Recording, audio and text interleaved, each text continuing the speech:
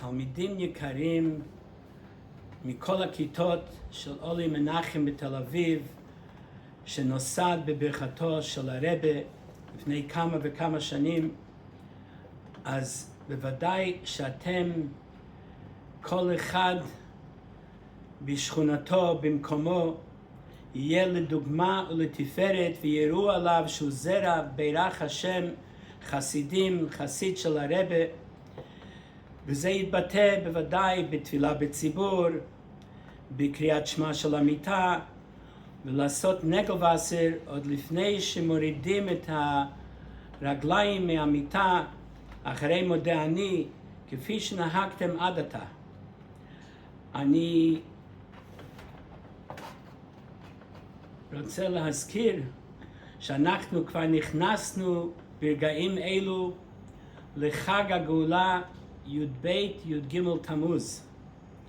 שהרבי רייץ כותב, זה חג של מסירות נפש, שהרבי רייץ נלחם נגד ממשלה אדירה, ובסוף הוא ניצח וניגל בי"ב י"ג תמוז, שאנחנו עכשיו חוגגים. אז בוודאי שאתם תהיו גם חלק מהגאולה ותהיו נרות להאיר. כל אחד תופח על מנת להאיר את כל נשמה של כל יהודי במקומכם, על ידי זה שתהיו דוגמה חיה.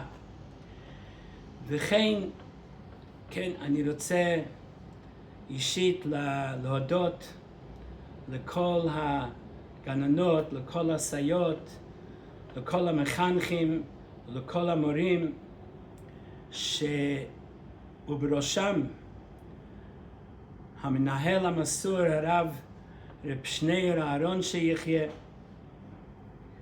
שכאן המקום להזכיר שכולנו ביחד נברך את מנחם מנדל, את בנו, מנחם מנדל בן רבקה, לרפואה שלמה, לרפואה קרובה, ושיהיה בסר ונוח בסר, שיהיה טוב ועוד יותר טוב.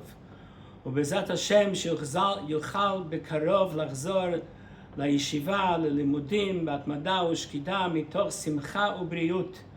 ובעיקר שאנחנו נזכה כבר לגאולה אמיתית והשלמה על ידי משיח צדקנו, בנערינו וזקנינו, בבנינו ובבנותינו, ויהיה הצלחה בינתיים לכל חיילי צבא הגנה לישראל, וכן שכל החטופים והחטופות יחזרו לשלום מיד ממש, ומיד נצא בגאולה אמיתית והשלמה, קוממיות לארצנו הקדושה, הרבי בראשנו, אמן ואמן.